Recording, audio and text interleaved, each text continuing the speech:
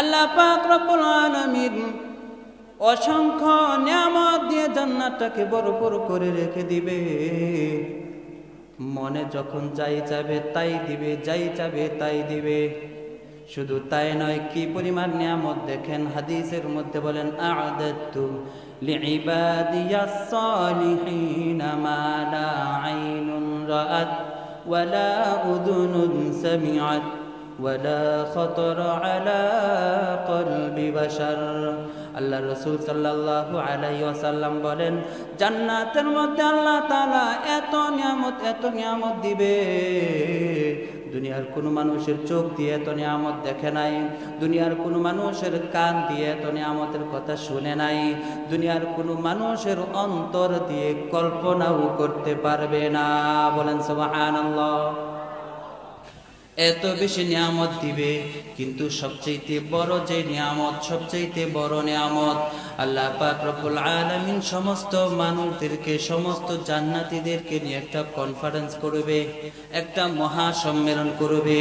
সমস্ত মানুষগুলিকে সুন্দর করে এক একটা চেয়ার দেওয়া হবে, এক একজন মানুষকে এত দামি এত সুন্দর একটা চেয়ার দেওয়া হবে, সারা দুনিয়া বিক্রি করলেও জান্নাতের একটা চেয়ারের দাম হবে না। জান্নাতের মধ্যে সমস্ত মানুষগুলিকে দামি দামি চেয়ার দেওয়া হবে। জান্নাতের নিচ থেকে সুন্দর বাতাস বেশি আসবে, সুন্দর সুঘ্রাণ বেশি আসবে। সমস্ত মানুষগুলি যখন চেয়ারের মধ্যে বসে থাকবে, আল্লাহ পাক রব্বুল আলামিন বলবেন, ও জান্নাতীরা, তোমরা কি সমস্ত নিয়ামত পেয়েছো নাকি? জান্নাতীরা বলবে, আয় আল্লাহ, শুধু পেয়েছি তাই না, বরং যতটুকু আমরা কল্পনা করি নাই তার চাইতে বেশি পেয়েছি, কোনো নিয়ামত বাকি নাই। আল্লাহ পাক রব্বুল আলামিন বলবেন, না, এখনো পর্যন্ত একটা নিয়ামত বাকি আছে। জান্নাতীরা বলবে, এখনো একটা নিয়ামত বাকি আছে, দিয়ে দাও। আল্লাহ বলবেন, না, দিব না, তোমাদের মুখ থেকে বলতে হবে, তোমরা বললে তার উপরে দিব। জান্নাতীরা বলবে, আয় আল্লাহ, আমরা তো জানি না। আল্লাহ পাক রব্বুল আলামিন বলবেন, তোমরা যদি না জানো, উলামায়ে কেরামের কাছ থেকে জেনে নাও। উলামায়ে কেরামের কাছ থেকে জানবে। উলামায়ে কেরাম যখন এবার কোরআন তেলাওয়াত করতে শুরু করবে, এক পারা পড়বে, সমস্ত নিয়ামত পেয়েছি, দুই পারা পড়বে, সমস্ত নিয়ামত পেয়েছি, তিন পারা পড়বে, সমস্ত নিয়ামত পেয়েছি।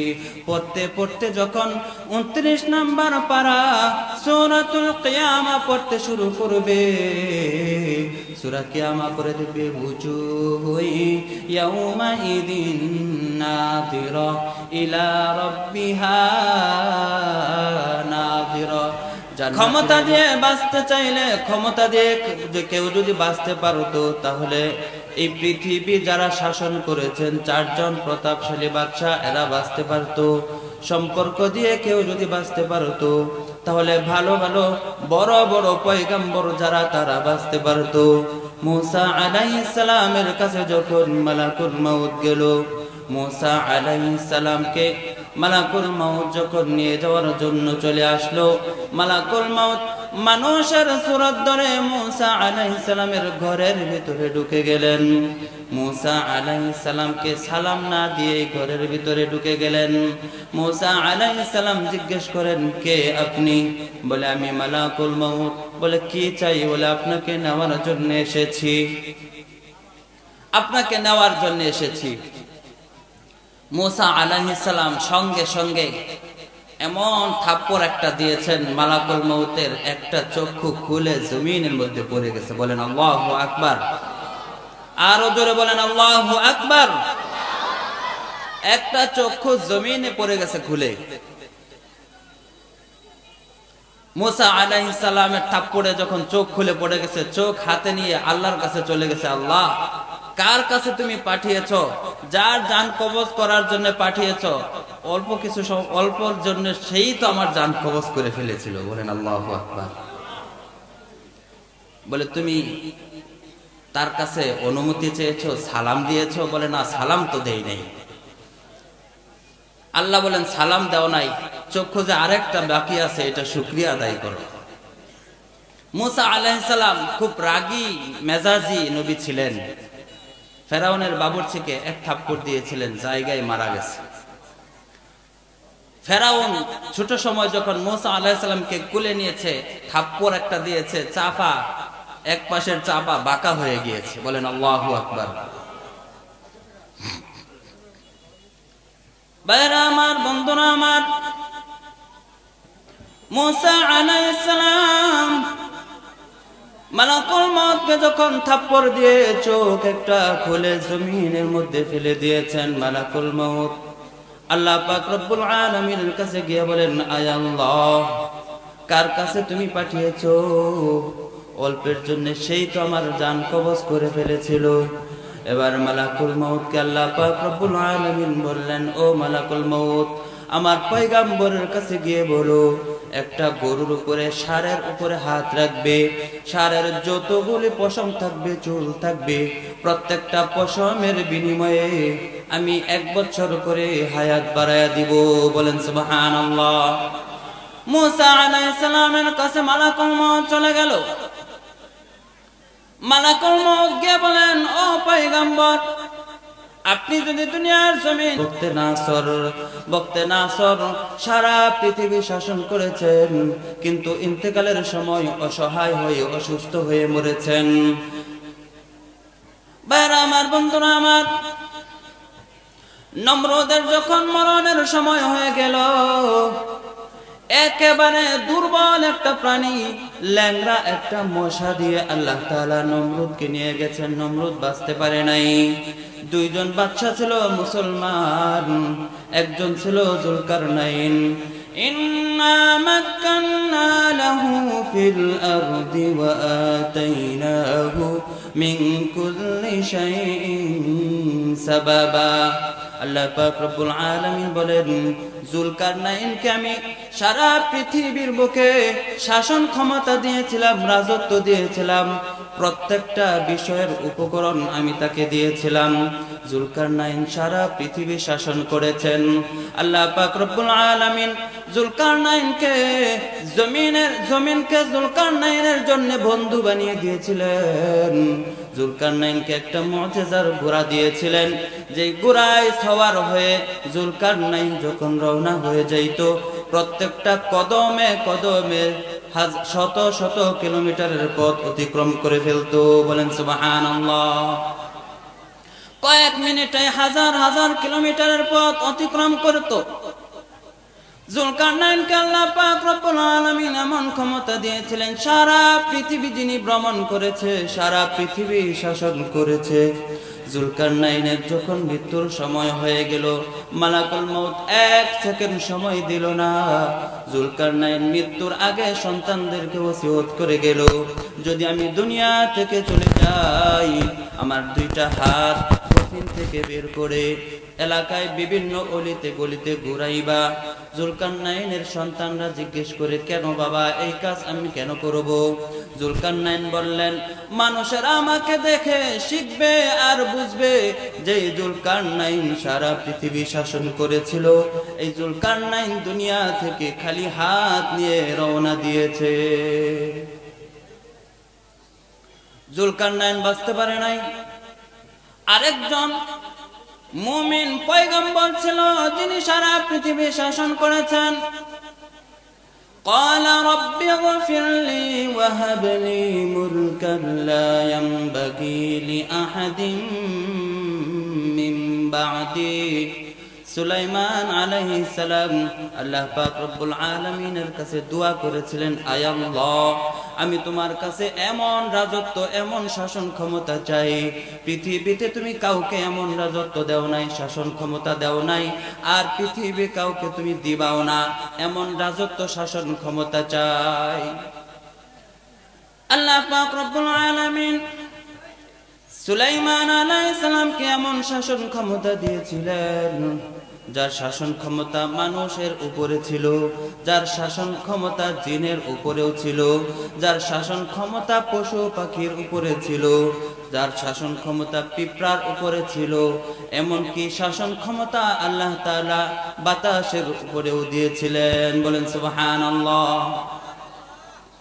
আল্লাহ পাক রব্বুল আলামিন সুলাইমান আলাইহিস সালামকে বিশাল বড় একটা তখ্তে সুলাইমানি একটা সিংহাসন দিয়েছিলেন, যে সিংহাসনটা ছিল বিশাল বড়। বর্তমান আধুনিক জমানায় মানুষ এক রাষ্ট্র থেকে আরেক রাষ্ট্র যায় বিমানে চড়ে। বর্তমান আধুনিক জমানায় সবচেয়ে বড় যে বিমান, সেই সবচেয়ে বড় বিমানের মধ্যে 853 জন মানুষ নিয়ে উড়াল দিতে পারে, সর্বোচ্চ 15,000 কিলোমিটার পর্যন্ত যাইতে পারে। আল্লাহ পাক রব্বুল আলামিন সুলাইমান আলাইহিস সালামকে যে সিংহাসন দিয়েছিলেন কয়েক বর্গ কিলোমিটার ছিল, বিশাল বড় একটা শহরের মতো ছিল, জাঁকজমকপূর্ণ ছিল। যেই সিংহাসনের মধ্যে কোনো বর্ণনা পাওয়া যায় 30,000 মন্ত্রীরা সেখানে বসতে পারত, বলেন সুবহানাল্লাহ। আরো কোনো বর্ণনায় পাওয়া যায় আরো বেশি মানুষ বসতে পারত। সুলাইমান আলাইহিস সালামের সিংহাসনের মধ্যে কোনো তেল লাগতো না। সুলাইমান আলাইহিস সালামের সিংহাসনের মধ্যে কোনো ইঞ্জিন ছিল না। তিনি শুধু বিসমিল্লাহ বলতেন, আর বিসমিল্লাহ বলার সঙ্গে সঙ্গে উড়াল দিতে শুরু করত। সুলাইমান আলাইহিস সালাম যখন বাতাসকে হুকুম করত, অমুক জায়গায় যাব, অমুক জায়গায় যাব, মুহূর্তের মধ্যে সুলাইমান আলাইহিস সালামের সিংহাসনকে বাতাসে উড়াল দিয়ে নিয়ে যাইত, বলেন সুবহানাল্লাহ। সুলাইমান আলাইহিস সালাম সিংহাসনে করে একদিন উড়াল দিয়েছেন, মন্ত্রীদেরকে নিয়ে রওনা হয়েছেন। একজন কৃষক কাজ করতেছিল, তিনি যখন এত সুন্দর একটা জাঁকজমকপূর্ণ সিংহাসন দেখলেন, তিনি আশ্চর্য হয়ে গেলেন, তিনি অবাক হয়ে গেলেন। সিংহাসনটা দেখে মুখ থেকে, জবান থেকে বের হয়ে গেছে সুবহানাল্লাহ। সুবহানাল্লাহর আওয়াজটা বলার সঙ্গে সঙ্গে সুলাইমান আলাইহিস সালামের কানের মধ্যে বাতাস এই আওয়াজটা পৌঁছে দিয়েছে, বলেন সুবহানাল্লাহ। বাতাস এই আওয়াজটা পৌঁছে দিয়েছে। মাইকম্যান আসে নাই? সুলাইমান আলাইহিস সালামের এই আওয়াজটা, সুলাইমান আলাইহিস সালামের কানে এই আওয়াজটা পৌঁছে দিয়েছে। সুলাইমান আলাইহিস সালাম আওয়াজটা শোনার সঙ্গে সঙ্গে নেমে গেছেন। কৃষককে গিয়ে জিজ্ঞেস করেন, ভাই আপনি কি বলেছেন? কৃষক ভয় পেয়ে গেছে, বলে আমি তেমন কিছু বলি নাই। বলে না, বলেন কি বলেছেন? বলে আমার মুখ থেকে বের হয়ে গেছে, আমার কোনো দোষ নাই। বলে কি বের হয়েছে? বলে আপনার এই সিংহাসনটা দেখে আমি অবাক হয়ে গেছি, আমার মুখ থেকে সুবহানাল্লাহ বের হয়ে গেছে। সুলাইমান আলাইহিস সালাম বলেন যে আপনি যে সুবহানাল্লাহ বলেছেন, আপনার এই সুবহানাল্লাহর দাম আমি সুলাইমান পয়গম্বরের তখ্তে সুলাইমানের চাইতেও আরো অনেক গুণ বেশি, বলেন সুবহানাল্লাহ। তাও সুবহানাল্লাহ বলবেন না নাকি? কেউ যদি একবার সুবহানাল্লাহ বলে, সঙ্গে সঙ্গে আল্লাহ তাআলা জান্নাতের মধ্যে তার জন্য একটা গাছ তৈরি করে দেন, বলেন সুবহানাল্লাহ। এই যে সুবহানাল্লাহ বলেছেন, গাছ তৈরি হয়ে গেছে। আবার বলেন সুবহানাল্লাহ, আবার বলেন সুবহানাল্লাহ। দেখবো সামনে সুবহানাল্লাহর আওয়াজ কতটুকু হয়, মনে থাকে কতটুকু।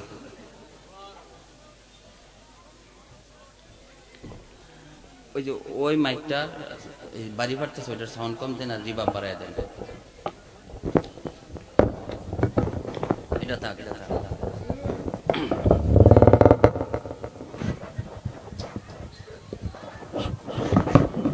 এটা তো ঠিকই ছিল।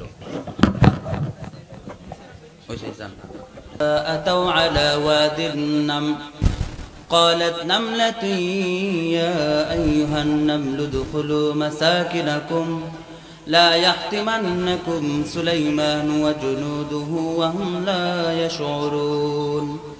সুলাইমান আলাইহিস সালাম তার সৈন্য সামন্ত নিয়ে পিঁপড়ার উপত্যকায় যখন পৌঁছলেন, পিঁপড়াদের একজন রানী দাঁড়ায়া সমস্ত পিঁপড়াদেরকে লক্ষ্য করে ঘোষণা দিচ্ছে, ইয়া আইয়ুহান নাম, হে পিঁপড়ার দল, উদখুলু মাসাকিনাকুম, সবাই ঘরের ভিতরে ঢুকে যাও। সুলাইমান তার দলবল নিয়ে আসতেছে। হাত্তা ইযা আতাউ আলা ওয়াদিন নাম قالت نملة يا أيها النمل ادخلوا مساكنكم لا يحطمنكم سليمان وجنوده وهم لا يشعرون। সুলাইমান তার দলবল নিয়ে আসতেছে, সে অজ্ঞতাবশত তাদের পাড়ায় তোমাদেরকে পিষে ফেলতে পারে, এজন্য তোমরা সবাই ঘরের ভিতরে ঢুকে যাও। সঙ্গে সঙ্গে সুলাইমান আলাইহিস সালামের কানের মধ্যে পিঁপড়ার এই আওয়াজটাও পৌঁছে গেছে। বলেন সুবহানাল্লাহ। ফাতাবাসসামা দাহিকাম মিন কওলিহা ওয়া ক্বালা রাব্বি আউজি'নি আন আশকুরা নি'মাতাকা আল্লাতী। সুলাইমান আলাইহিস সালাম অহংকার করলেন না, বরং তিনি আল্লাহ তাআলার কাছে শুকরিয়া আদায় করলেন, আল্লাহ তাকে এত ক্ষমতা দিয়েছে। সুলাইমান আলাইহিস সালামের শাসন পাখির উপরে ছিল। তার মন্ত্রীদের মধ্যে একটা মন্ত্রী ছিল পাখির, নাম হলো হুদহুদ। নাম কি? হুদহুদকে রিবাব দেন। হুদহুদকে আল্লাহ তাআলা এমন ক্ষমতা দিয়েছিলেন, 9 মাইল উপর থেকে হুদহুদ বুঝতে পারত জমিনের নিচে কোথায় পানি আছে এবং কোন পানির কি স্বাদ, এটা সে বুঝতে পারত। বলেন সুবহানাল্লাহ। স্বর্ণের খনি, গ্যাসের খনি কোথায় আছে, এটাও সে বুঝতে পারত। একদিকে সে ছিল খনিজ সম্পদ মন্ত্রী, অপর দিকে ছিল তথ্য মন্ত্রী। সুলাইমান আলাইহিস সালাম একদিন পাখিদেরকে তালাশ করলেন। তালাশ করে হুদহুদ পাখিকে পাচ্ছে না। وتفقد الطير فقال ما لي لا أرى الهدهد أم كان من الغائبين। সুলাইমান আলাইহিস সালাম যখন হুদহুদ পাখিকে পাইলেন না, সুলাইমান আলাইহিস সালাম বললেন, হুদহুদ কোথায়? আমি তাকে দেখছি না কেন? সে অনুপস্থিত নাকি? সুলাইমান আলাইহিস সালাম বললেন, তাকে আমি দেখছি না কেন, সে অনুপস্থিত নাকি? লা উআযিবান্নাহু আযাবান শাদীদান আও লা আযবাহান্নাহু আও লা ইয়াতিয়ান্নি বিসুলতানিন মুবিন। তাকে আমি কঠিন শাস্তি দিব, তাকে আমি জবাই করে ফেলবো। সে যদি কোনো উপযুক্ত কারণ দর্শাইতে পারে তাহলে মাফ। কিছুক্ষণ পরে হুদহুদ পাখি চলে আসলো।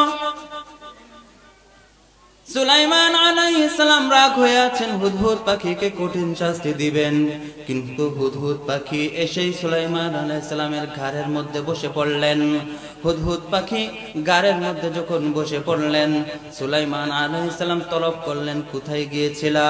হুদহুদ পাখি বলেন, ও পয়গম্বর, আমি এমন একটা জায়গায় গিয়েছিলাম, সাবা নামক একটা দেশে গিয়েছিলাম, জায়গায় গিয়েছিলাম, যেখানে আমি এমন একটা জিনিস দেখেছি, এমন একটা সংবাদ আপনার কাছে নিয়ে এসেছি। আপনি পয়গম্বর হতে পারেন, আপনি সারা পৃথিবীর বাদশা হতে পারেন, কিন্তু এই সংবাদটা আপনিও জানেন না। বলে, আপনিও জানেন না যে সংবাদটা আমি নিয়ে এসেছি।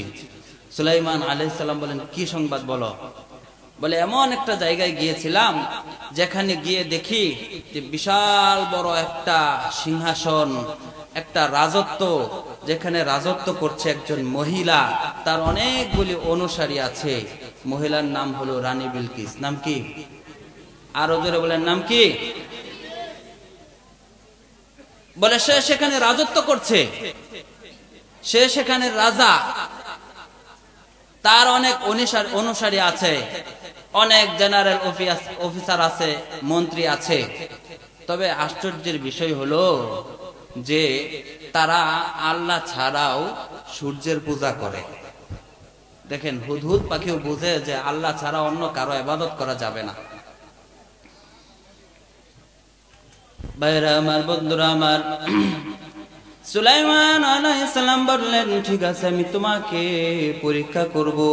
ক্বালা সানানজুরু আসাদাকাতা আম কুনতা মিনাল কাযিবিন। তুমি কি সত্য বলছো নাকি মিথ্যা বলছো, আমি তোমাকে পরীক্ষা করব। হুদহুদ পাখিকে বললেন, তোমাকে আমি একটা চিঠি লিখে দিচ্ছি, এই চিঠিটা নিয়ে তুমি রানী বিলকিসের কাছে দিয়ে আসবা। সুলাইমান আলাইহিস সালাম একটা চিঠি লিখলেন। চিঠির মধ্যে লিখলেন, ইন্নাহু মিন সুলাইমানা ওয়া ইন্নাহু বিসমিল্লাহির রহমানির রহিম আল্লা তা'লু আলাইয়া ওয়া'তুনি মুসলিমিন। সুলাইমান আলাইহিস সালাম চিঠির মধ্যে নাম লিখলেন, বিসমিল্লাহির রহমানির রহিম লিখলেন। এরপরে লিখলেন, এই চিঠিটা পাওয়ার সঙ্গে সঙ্গে অহংকার না করে আমার কাছে আত্মসমর্পণ করো, মুসলমান হয়ে আমার কাছে চলে আসো। রানী বিলকিসের কাছে যখন চিঠিটা গিয়ে পৌঁছলো, হুদহুদ পাখি জানালা দিয়ে ঘরের ভিতরে ঢুকে পড়লো। প্রহরীরা গেটের মধ্যে পাহারা দিচ্ছে, দরজা লাগানো। রানী বিলকিস ঘুমাচ্ছে। এমন সময় হুদহুদ পাখি চিঠিটাকে নিয়ে রানী বিলকিসের বুকের উপরে রেখে হুদহুদ পাখি দূরে বসে আছে, অবস্থান করছে। রানী বিলকিস কি করে এটা সে দেখবে। সুলাইমান আলাইহিস সালাম বলেছেন, তুমি আবার আমার কাছে তথ্য নিয়ে আসবা, সে কি বলে কি করে এটা আবার আমার কাছে তথ্য নিয়ে আসবা। হুদহুদ পাখি কিছুক্ষণ অবস্থান করলেন। এবার যখন রানী বিলকিস ঘুম থেকে উঠে দেখলেন, হঠাৎ করে ঘুম থেকে উঠেই দেখে ঘরের মধ্যে একটা চিঠি, দরজা লাগানো, প্রহরী দাঁড়ানো। তারপরেও চিঠি কিভাবে ঘরের ভিতরে চলে আসলো? আবার চিঠির মধ্যে বর্তমান জমানার সারা পৃথিবীর শাসক যিনি, বাদশা যিনি, সুলাইমান আলাইহিস সালামের নাম লেখা, তার পক্ষ থেকে চিঠি। রানী বিলকিস অবাক হয়ে গেছে। অবাক হয়ে রানী বিলকিস তার জেনারেল অফিসার যারা আছে, 313 জন অফিসার তারা আছে, জেনারেল আছে, এক একজনের আন্ডারে আবার 10,000 কইরা। রানী বিলকিস এদের সাথে পরামর্শ করলেন কি করা যায়। তো এরা পরামর্শ দিল, আমাদের কি শক্তি কম, আমাদের কি ক্ষমতা কম? আমাদের অনেক শক্তি আছে, ক্ষমতা আছে, আপনি শুধু আমাদেরকে পরামর্শ দেন, আমরা কি করব। রানী বিলকিস বললেন, না, এখানে মাথা গরম করা যাবে না, আগে তাকে পরীক্ষা করতে হবে সে দুনিয়াদার নাকি আখিরাতমুখী। পরীক্ষা করার জন্য 50 জনের একটা প্রতিনিধি দল পাঠাইলেন। উপঢৌকন হাতে দিয়ে, মালা হাতে দিয়ে, এক একজনের হাতে এক একটা করে স্বর্ণের ইট দিয়ে পাঠাইলেন যে এগুলি নিয়ে যাও, আগে পরীক্ষা করে দেখি সে এগুলি গ্রহণ করে কিনা। গ্রহণ করলে বুঝবো যে সে দুনিয়াদার, তাহলে তাকে কিনা খুব সহজ হয়ে যাবে, তাকে ম্যানেজ করা সহজ হয়ে যাবে, সমস্যা নাই। আর যদি বোঝো যে না আখিরাতমুখী, তাহলে তাকে ম্যানেজ করা সহজ হবে না। ইমানের কাছে মানুষ বিক্রি হয়। সুলাইমান আলাইহিস সালামের কাছে প্রতিনিধি দল গেল, একটা করে স্বর্ণের ইট। হুদহুদ পাখি এই তথ্য গিয়ে পৌঁছায় দিল যে 50 জনের একটা প্রতিনিধি দল আসছে, হাতে একটা করে স্বর্ণের ইট। সুলাইমান আলাইহিস সালাম জিনদেরকে ডাকলেন, হুদহুদ পাখিকে বললেন, কোথায় কোথায় গিয়ে দেখো স্বর্ণ আছে, কোথায় কোথায় স্বর্ণের খনি কোথায়। জিনদেরকে পাঠাইলেন, তুলে নিয়ে আসো। স্বর্ণ তুলে নিয়ে আসলেন, কয়েক কিলোমিটার পর্যন্ত স্বর্ণ দিয়ে রাস্তা বানায় দিল। বলেন সুবহানাল্লাহ। এবার যখন রানী বিলকিসের সেই প্রতিনিধি দল একটা করে স্বর্ণের ইট হাতে করে নিয়ে আসছে, রাস্তায় উঠছে, উঠে দেখে হায় হায়, রাস্তায় দেখি স্বর্ণ দিয়ে করা, একটা করে ইট নিয়ে কোথায় যাব? কষ্ট হচ্ছে? একটা করে ইট নিয়ে কোথায় যাব? এর রাস্তায় তৈরি করেছে স্বর্ণ দিয়ে। লজ্জিত হয়ে গেলেন। তারপরে রানী বিলকিসের অর্ডার, ভিতরে গেলেন। সুলাইমান আলাইহিস সালাম বললেন, যা যা নিয়ে এসেছো সব হাতে করে নিয়ে তাড়াতাড়ি যাও, রানী বিলকিসকে তাড়াতাড়ি আসতে বলো, যদি আমি আসি তাহলে তার সব তছনছ করে দিব, ধ্বংস করে দিব। ভাইরা আমার, বন্ধুরা আমার, রানী বিলকিস যখন মুসলমান হওয়ার জন্য, আত্মসমর্পণ করার জন্য তার দলবল নিয়ে রওনা হয়েছে। এবার যখন সুলাইমান আলাইহিস সালাম হুদহুদ পাখিকে পাঠাইলেন, যাও তথ্য নিয়ে আসো, কি খবর।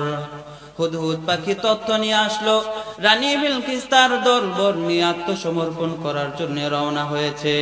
যখন রানী বিলকিস আসতে আসতে সুলাইমান আলাইহিস সালামের দরবার পর্যন্ত চলে আসছে, কাছাকাছি জায়গায় চলে এসেছে, হুদহুদ পাখি বলল, ও পয়গম্বর, একেবারে কাছাকাছি জায়গায় চলে এসেছে।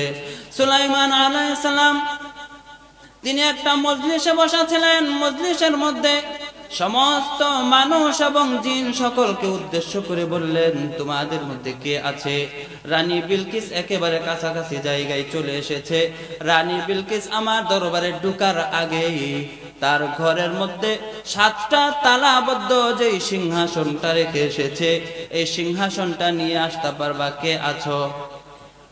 قال عفريت من الجن أنا آتيك به قبل أن تقوم من مقامك ইফরিত নামক একজন জিন দাঁড়ায় গেছে, দাঁড়ায় বলে, ও পয়গম্বর, আমি আনতে পারবো একেবারে কম সময়ের মধ্যে।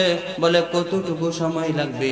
বলে, আপনি বসে আছেন, বসা থেকে দাঁড়াইতে যতটুকু সময় লাগবে এতটুকু সময়ের মধ্যে আমি নিয়ে আসবো। বলেন সুবহানাল্লাহ। আরো জোরে বলেন সুবহানাল্লাহ।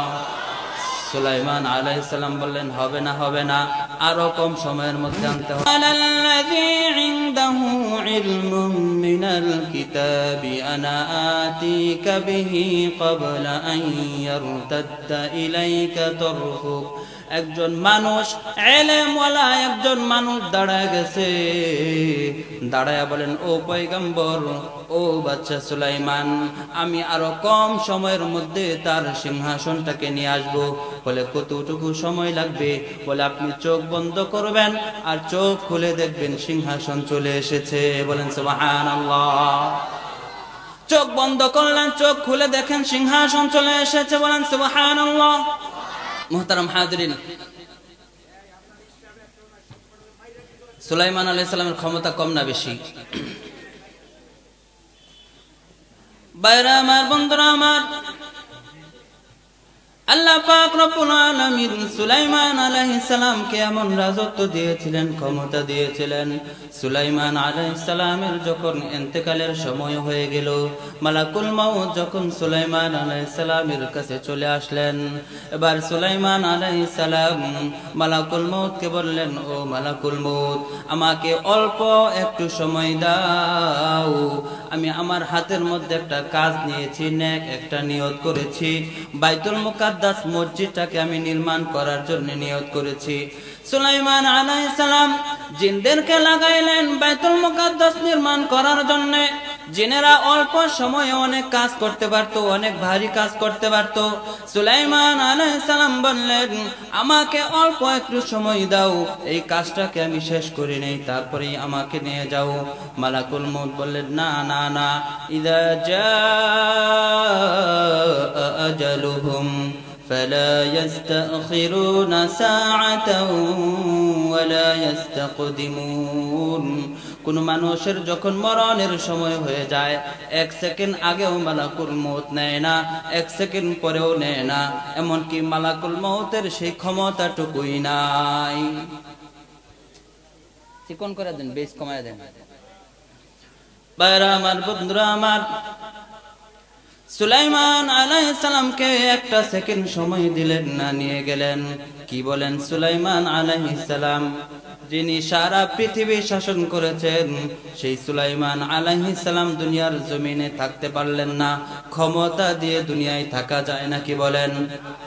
ক্ষমতা দিয়ে দুনিয়ায় থাকা যায় না, সম্পদ দিয়ে দুনিয়ায় থাকা যায় না, সম্পর্ক দিয়ে দুনিয়ায় থাকা যায় না। বাইরা আমার, বন্ধুরা আমার, সম্পর্ক দিয়ে যদি দুনিয়ায় থাকা যাইতো, আপনার আমার নবী, বিশ্ব নবী মুহাম্মদুর রাসূলুল্লাহ সাল্লাল্লাহু আলাইহি ওয়াসাল্লাম সম্পর্ক দিয়ে থাকতে পারতেন। কিন্তু আপনার আমার নবী, বিশ্বনবী মুহাম্মদুর রাসূলুল্লাহ সাল্লাল্লাহু আলাইহি ওয়াসাল্লামের যখন ইন্তেকালের সময় হয়ে গেল, আল্লাহর রাসূল সাল্লাল্লাহু আলাইহি ওয়াসাল্লামকে নেওয়ার জন্য যখন মালাকুল মউত চলে আসলো, আল্লাহর রাসূল সাল্লাল্লাহু আলাইহি ওয়াসাল্লাম কয়েকদিন যাবত অসুস্থ। আল্লাহর রাসূল সাল্লাল্লাহু আলাইহি ওয়াসাল্লামের খবর নেওয়ার জন্য প্রতিদিন জিবরাইল আলাইহিস সালাম আসেন, আল্লাহর রাসূলকে বলেন, ইয়া রাসূলুল্লাহ, ইয়া হাবিবাল্লাহ, আপনার শরীরটা কেমন আছে? প্রতিদিন আল্লাহর রাসূলের কাছে খবর নেওয়ার জন্য আসেন। আল্লাহর রাসূল সাল্লাল্লাহু আলাইহি ওয়াসাল্লাম যখন ইন্তেকালের সময় হয়ে গেছে, মালাকুল মউত ঘরের সামনে এসে দরজায় নক করছেন, অনুমতি নেওয়ার জন্য সালাম দিয়েছেন। আল্লাহর রাসূল সাল্লাল্লাহু আলাইহি ওয়াসাল্লাম অনুমতি দিয়ে দিলেন। মালাকুল মউত ঘরের ভিতরে ঢুকে গেলেন। আল্লাহ রাসূল সাল্লাল্লাহু আলাইহি ওয়াসাল্লামের শরীরের মধ্যে ব্যথা, আল্লাহর রাসূলের শরীরে প্রচন্ড জ্বর, কয়েকদিন যাবত অসুস্থ। আল্লাহর রাসূল নামাজে জামাতের সহিত নামাজ আদায় করতে পারেন না। আল্লাহর রাসূল মাগরিবের নামাজ দুইজন সাহাবীর কাঁধের মধ্যে ভর দিয়ে মসজিদে নববীতে গিয়ে যখন 3 রাকাত নামাজ আদায় করলেন জামাতের সহিত, আল্লাহর রাসূল সাল্লাল্লাহু আলাইহি ওয়াসাল্লাম এশারের নামাজ আর জামাতের সহিত পড়তে পারলেন না। বারবার আল্লাহর রাসূল হুঁশ হারিয়ে ফেলেন, বারবার অসুস্থ হয়ে পড়ে যান। আবার আল্লাহর রাসূলের যখন হুঁশ ফিরে, আল্লাহর রাসূল সাল্লাল্লাহু আলাইহি ওয়াসাল্লাম এশারের নামাজের সময় দেখলেন সাহাবায়ে কেরামের মধ্যে কান্নার রোল পড়ে গেছে। সাহাবায়ে কেরাম নামাজের মধ্যে কান্নাকাটি শুরু করে দিয়েছে। সাহাবায়ে কেরাম বুঝে গেলেন আবু বকরের ইমামতিতে নামাজ শুরু হয়ে গেছে। সাহাবায়ে কেরাম বুঝে ফেললেন নবীজির পিছনে আর নামাজ পড়ার সুযোগ আমাদের হবে না। এই জন্য সমস্ত সাহাবীদের মধ্যে কান্নার রোল শুরু হয়ে গেছে। আল্লাহর রাসূল সাল্লাল্লাহু আলাইহি ওয়াসাল্লাম যখন মাথাটাকে একটু উঁচু করে মসজিদে নববীর এই নামাজের দৃশ্যটা দেখলেন, আল্লাহর রাসূলের চোখ থেকে ঝরঝর করে পানিগুলি পড়তে শুরু করলো। আল্লাহর রাসূল সাল্লাল্লাহু আলাইহি ওয়াসাল্লামের কান্না দেখে হযরত আয়েশা সিদ্দিকা রাদিয়াল্লাহু তাআলা আনহা জিজ্ঞেস করেন, ইয়া রাসূলুল্লাহ, ইয়া হাবিবাল্লাহ, আমার বাবার ইমামতিতে নামাজ হচ্ছে, এই জন্য কি আপনি কান্না করছেন নাকি? আল্লাহর রাসূল বললেন, না না, আমি কান্না করছি নামাজের জন্য। আমি কত কষ্ট করেছি, কত মেহনত করেছি। আল্লাহর রাসূল 2 রাকাত নামাজ শান্তিতে পড়তে পারেন নাই। আল্লাহর রাসূল যখন নামাজের মধ্যে দাঁড়াইতেন, রুকুতে যাইতেন, উটের পচা নারী বুড়ি বুড়ি আল্লাহর রাসূলের পিঠের মধ্যে রেখে দিত। আল্লাহর রাসূল যখন নামাজে সিজদায় যাইতেন, কাফেররা দূর থেকে আল্লাহর রাসূলের কপালের মধ্যে পাথর নিক্ষেপ করত। আল্লাহর রাসূলের কপাল ফেটে যাইত। মসজিদে বাইতুল্লাহ 2 রাকাত নামাজ আদায় করার জন্য উসমান ইবনে তালহার কাছে চাবিটা চাইলেন। উসমান ইবনে তালহা বললেন, না না, তোমার কাছে চাবি দেওয়া নিষেধ আছে, তোমার কাছে আমি চাবি দিতে পারবো না। আল্লাহর রাসূল 2 রাকাত নামাজ আদায় করতে পারলেন না। মনের কষ্ট নিয়ে মক্কা থেকে হিজরত করে মদিনায় চলে গেলেন। আল্লাহর রাসূল বললেন, ও আয়েশা, যে নামাজের জন্য আমি কত কষ্ট করেছি, যে নামাজের জন্য সাহাবায়ে কেরাম কত রক্ত দিয়েছে, জীবন দিয়েছে, আজকে সেই নামাজ প্রতিষ্ঠিত হয়ে গেছে। এই জন্য নামাজের দৃশ্য দেখে আমার চোখ থেকে কান্না আসছে। এটা কোনো দুঃখের কান্না নয়, এটা কোনো কষ্টের কান্না নয়, এটা হলো আনন্দের কান্না। আল্লাহর রাসূল সাল্লাল্লাহু আলাইহি ওয়াসাল্লাম যখন ইন্তেকালের সময় হয়ে গেল, প্রচন্ড জ্বর, আল্লাহর রাসূলের শরীর মুবারকে ব্যথা। বারবার আল্লাহর রাসূল হাতটাকে লম্বা করেন, আবার গুছান, আবার লম্বা করেন, আবার গুটান। আল্লাহর রাসূল সাল্লাল্লাহু আলাইহি ওয়াসাল্লামের কাছে মালাকুল মউত চলে আসলো। মালাকুল মউত বলেন, ইয়া রাসূলুল্লাহ, ইয়া হাবিবাল্লাহ, আল্লাহ পাক রব্বুল আলামিন আমাকে পাঠিয়েছেন আপনাকে নেওয়ার জন্য। আপনি যদি অনুমতি দেন তাহলে আপনাকে আমি নিয়ে যাব, আর যদি আপনি কিছুদিন থাকতে চান থাকতে পারেন। আল্লাহর রাসূল সাল্লাল্লাহু আলাইহি ওয়াসাল্লাম বললেন, ও মালাকুল মউত, একটু দাঁড়াও, একটু অপেক্ষা করো। জিবরাইল আলাইহিস সালামের সঙ্গে একটু পরামর্শ করে নেই।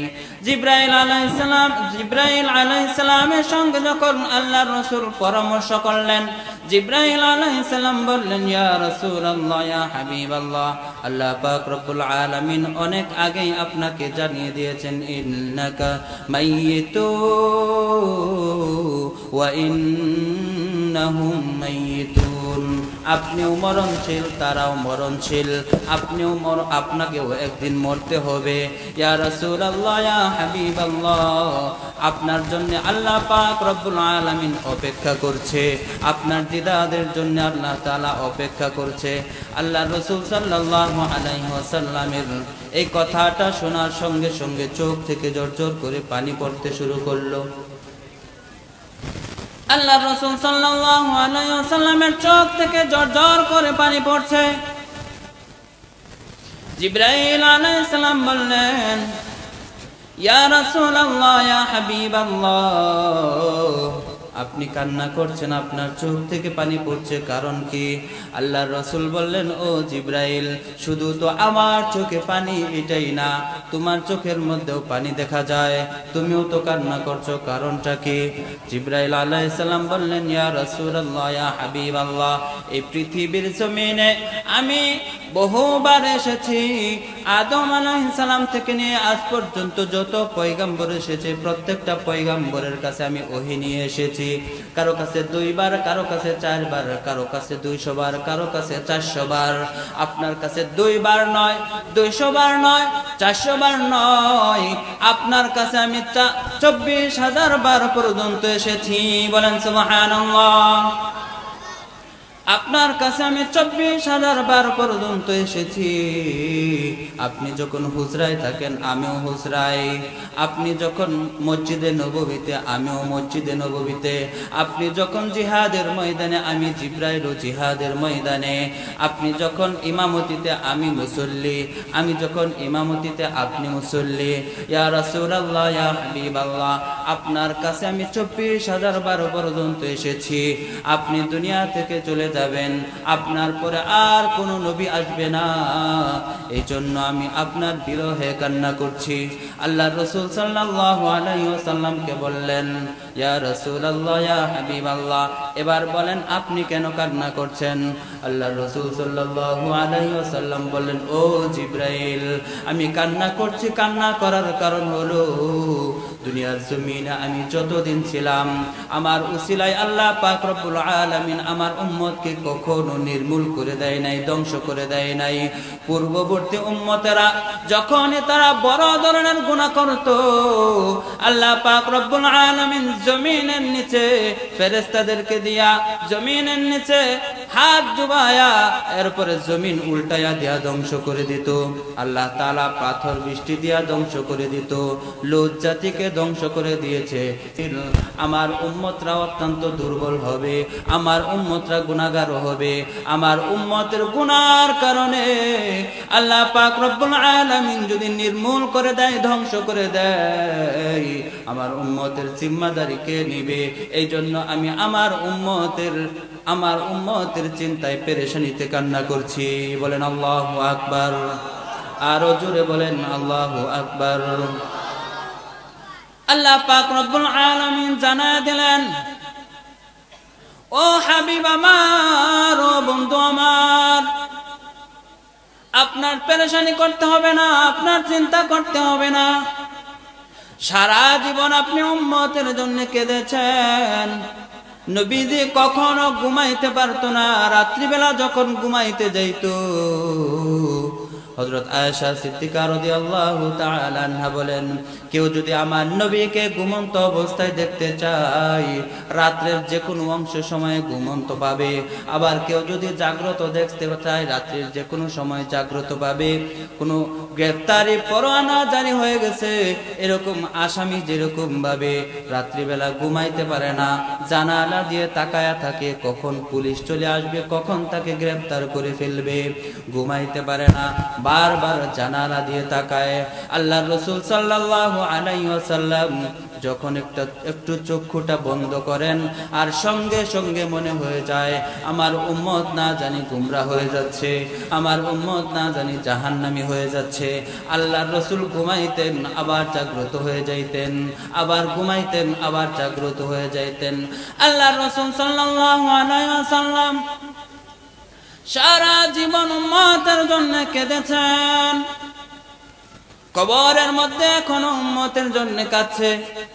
হাসরের ময়দানে যখন কেউ সাহস পাবে না কথা বলার জন্যে, কিন্তু আপনার আমার নবী বিশ্ব নবী মুহাম্মদুর রাসূলুল্লাহ সাল্লাল্লাহু আলাইহি ওয়াসাল্লাম তখন উম্মতের জন্য কাঁদবে। নবীজি ইন্তেকালের সময় উম্মতের জন্য কাঁদছে আর বলছে, ও জিবরাইল, আমার উম্মতকে যদি আল্লাহ তাআলা গুনার কারণে নির্মূল করে দেয়, ধ্বংস করে দেয়, এর জিম্মাদার কে নিবে? আল্লাহ পাক রব্বুল আলামিন জানায় দিলেন, ও হাবিব আমার, ও বন্ধু আমার, আমি আপনার উম্মতের জিম্মাদার হয়ে গেলাম। আপনার উম্মতকে আমি নির্মূল করে দিব না, ধ্বংস করে দিব না। বলেন সুবহানাল্লাহ।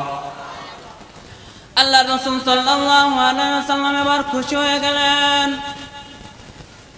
মালাকুল মউতকে বললেন, ও মালাকুল মউত, এবার তুমি তোমার কাজ শুরু করে দাও। আল্লাহর রাসূল সাল্লাল্লাহু আলাইহি ওয়াসাল্লামের বুকের উপর মালাকুল মউত যখন একটা হাত রাখলো, আল্লাহর রাসূল বললেন, ও মালাকুল মউত, আমার বুকের উপরে তুমি কি রেখেছো? বলে, আমার একটা হাত রেখেছি। বলে, তুমি বলছো একটা হাত আমার বুকের উপরে রাখছো, কিন্তু আমার কাছে মনে হচ্ছে যদি আমার বুকের উপর পাহাড় রাখা হতো তবু এত কষ্ট হতো না। আল্লাহর রাসূল সাল্লাল্লাহু আলাইহি ওয়াসাল্লাম এবার যখন দুইটা হাত আল্লাহর রাসূলের বুকের উপরে রাখা হলো, আল্লাহর রাসূল বললেন, ও মালাকুল মউত, এখন আমার বুকের উপরে কি রেখেছো? মালাকুল মউত বলেন, দুইটা হাত আমি রেখেছি। আল্লাহর রাসূল সাল্লাল্লাহু আলাইহি ওয়াসাল্লাম বললেন, ও মালাকুল মউত, আমার কাছে মনে হচ্ছে আসমানটা যদি আমার বুকের উপরে রাখা হতো তবু এত কষ্ট হতো না। আল্লাহর রাসূল বলছেন, লা ইলাহা ইল্লাল্লাহ, ইন্না লিল মাউতি লাসাকারাত, ইন্না লিল মাউতি লাসাকারাত। মৃত্যু যন্ত্রণা বুঝি এত কষ্ট, মৃত্যু যন্ত্রণা বুঝি এত কষ্ট। আল্লাহর রাসূল সাল্লাল্লাহু আলাইহি ওয়াসাল্লাম বললেন, ও মালাকুল মউত, একটু অপেক্ষা করো, মৃত্যু যন্ত্রণা এত কষ্ট। ও মালাকুল মউত, দুনিয়ার যত কষ্ট হতে পারে সমস্ত কষ্ট আমার বুকের উপরে চাপায়া দাও, কিন্তু আমার গুনাহগার উম্মতকে তুমি এত কষ্ট দিও না। বলেন আল্লাহু আকবার। ভাইরা আমার, বন্ধুরা আমার, আল্লাহর রাসূল সাল্লাল্লাহু আলাইহি ওয়াসাল্লামকে নিয়ে গেলেন। মালাকুল মউত যখন আল্লাহর রাসূলকে নিয়ে গেলেন, সাহাবায়ে কেরামের মধ্যে কান্নার রোল শুরু হয়ে গেল। যে সাহাবীরা নবীজিকে এক নজর দেখার জন্য পাগল হয়ে যাইত, নবীজির চেহারার দিকে তাকাইলে ক্ষুধা নিবারণ হয়ে যাইত, ক্ষুধার কথা মনে থাকতো না। কয়েক বেলা না খেয়ে থাকলেও নবীজির চেহারার দিকে তাকাইলেই পেট ভরে যাইত। সাহাবায়ে কেরাম তাদের মধ্যে কান্নার রোল পড়ে গেল। হযরত বেলাল রাদিয়াল্লাহু তাআলা আনহু নবীজির চেহারার দিকে তাকান, আবার একটা আছাড় দিয়ে পড়ে গিয়ে বেহুশ হয়ে যান। আবার যখন হুঁশ ফিরে আবার নবীজির চেহারার দিকে তাকান, আবার আছাড় দিয়ে পড়ে গিয়ে বেহুশ হয়ে পড়ে যায়। বেলাল আর নিজেকে ঠিক রাখতে পারেন না, সাহাবায়ে কেরাম নিজেদেরকে ঠিক রাখতে পারেন না। উমরে ফারুক রাদিয়াল্লাহু তাআলা আনহু হাতের মধ্যে তরবারি নিয়ে দাঁড়ায় গেছে আর বলতেছে, আমার নবী মারা গেছে, এই কথা কেউ বলবা না, এই কথা কেউ বলবা না। উমরে ফারুক রাদিয়াল্লাহু তাআলা আনহু তিনি এটা বিশ্বাস করতে পারছেন না, আল্লাহর রাসূল দুনিয়া থেকে চলে গেছে। উমরে ফারুক রাদিয়াল্লাহু তাআলা আনহু এটা মেনে নিতে পারতেছে না। তরবারি হাতে নিয়ে বলেন, কেউ বলবা না আমার রাসূল মারা গেছে, এটা কেউ বলবা না। উমর পাগলামি শুরু করে দিয়েছে। আবু বকর সিদ্দিক রাদিয়াল্লাহু তাআলা আনহু সমস্ত সাহাবীদেরকে একত্র করে একটা খুতবা পাঠ করলেন। আবু বকর একটা আয়াত শোনায় দিলেন, ইন্নাকা মাইয়িতুন ওয়া ইন্নাহুম মাইয়িতুন। আবু বকর রাদিয়াল্লাহু তাআলা আনহু আয়াত শোনায় দিলেন আর বললেন, তোমরা কেউ এমন পাগলামি করবা না, এমন পাগলামি করবা না। আল্লাহর রাসূল সাল্লাল্লাহু আলাইহি ওয়াসাল্লামকে আল্লাহ তাআলা তুলে নিয়ে গেছে। আল্লাহর রাসূল সাল্লাল্লাহু আলাইহি ওয়াসাল্লাম পৃথিবীর জমিনে থাকতে পারে নাই, আপনি আমি থাকতে পারবো?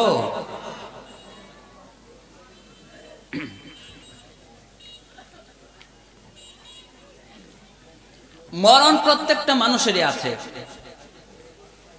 মৃত্যু প্রত্যেকটা মানুষেরই আছে। এখন সেই মৃত্যু কার কিরকম হবে এটা নির্ভর করে আপনার আমার নিজের উপরে। ঈমানী মৃত্যু নাকি নাফরমানি মৃত্যু এটা নিজের উপর নির্ভর করে। মৃত্যু বিভিন্ন প্রকারের হয়। হঠাৎ মৃত্যু, আল্লাহর রাসূল সাল্লাল্লাহু আলাইহি ওয়াসাল্লাম এই হঠাৎ মৃত্যু থেকে সতর্ক করেছেন। কেননা হঠাৎ মৃত্যু যখন হয়ে যায়, স্ট্রোক করে বা বিভিন্ন ভাবে যদি ঈমান আমলের উপরে থেকে থাকে তাহলে তো এই মৃত্যুটাই তার জন্য একটা দরজা জান্নাতে যাওয়ার জন্য।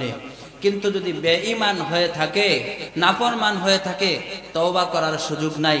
এজন্য এই হঠাৎ মৃত্যু থেকে আল্লাহর রাসূল সাল্লাল্লাহু আলাইহি ওয়াসাল্লাম সতর্ক করেছেন। স্বাভাবিক মৃত্যু, ইবাদতরত অবস্থায় মৃত্যু, নামাজ পড়ছেন এমন অবস্থায় মৃত্যু, তেলাওয়াত করছেন, জিকির করছেন, ইলম শিখছেন এই অবস্থায় মৃত্যু, অথবা নাফরমানি অবস্থায় মৃত্যু, গুনাহ করছেন এই অবস্থায় যদি মৃত্যু হয়, প্রত্যেকটা মানুষের মৃত্যু যেইভাবে হয় কিয়ামতের দিন তাকে সেইভাবেই উঠানো হবে। মৃত্যু যদি কোনো গুনার কাজে, নাফরমানির কাজে হয়ে থাকে, কিয়ামতের দিন সেইভাবেই তাকে উঠানো হবে। আর মৃত্যু যদি ভালো অবস্থায়, কোনো নেক আমলের অবস্থায় হয়, তাহলে কিয়ামতের দিন তাকে সেইভাবেই উঠানো হবে। এই জন্য সবসময় এটা খেয়াল রাখতে হবে। আর একটা হাদিসের মধ্যে আছে, মানুষ যখন গুনাহ করে, গুনাহ করলে তার ঈমানটা উপরে ঝুলে থাকে, আর এই অবস্থায় যদি মৃত্যু হয় ঈমানটা সাথে যাবে। তাহলে নাফরমানের মৃত্যু আরেক প্রকারের মৃত্যু হলো ইবাদতরত অবস্থায় মৃত্যু, আরেকটা হলো আত্মহত্যার মৃত্যু। আত্মহত্যা করে না মানুষ, দুনিয়ার কোনো ছেঁকা খেয়েছে, কোনো কষ্ট আছে, এই কষ্টের কারণে সে আত্মহত্যা করে। এর অর্থ হলো সে যেমন সূর্যের আলোর তাপ থেকে বাঁচার জন্য চুলার আগুনে ঝাঁপ দিল। প্রত্যেকটা মানুষ যদি কেউ আত্মহত্যা করে, স্পষ্ট সে জাহান্নামী।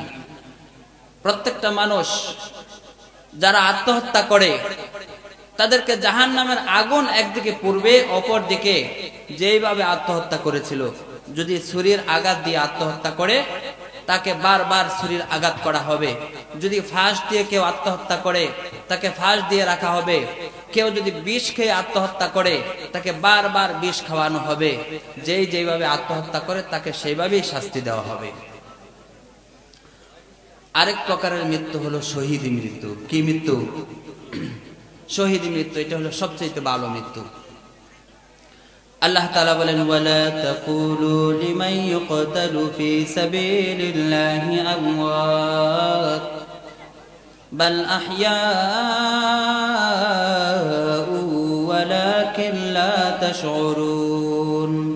আল্লাহ পাক রব্বুল আলামিন বলেন, যারা দিনের উপর থেকে, আল্লাহর পথে থেকে শহীদ হয় তাদেরকে তোমরা মৃত বলবা না, তারা জীবিত। আল্লাহ পাক রব্বুল আলামিন তাদেরকে জীবিত বলেছেন, তাদেরকে মৃত বলতে নিষেধ।